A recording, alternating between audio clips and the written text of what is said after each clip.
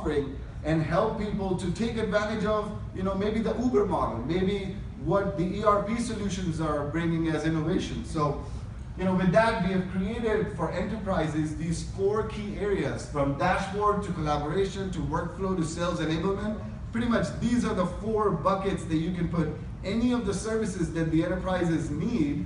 And we have this entire model that I want to take a minute to explain. We've got 500 plus templates that are already built, that are our IP. We're able to present it to the enterprises and say, guys, here's your survey application ready to rock. You're live in 2 weeks. And guess what? When 2 months later you don't like SurveyMonkey, come to us. And that's going to be an easy switch button that you can switch to any other new service provider that you may have, really truly making you vendor agnostic.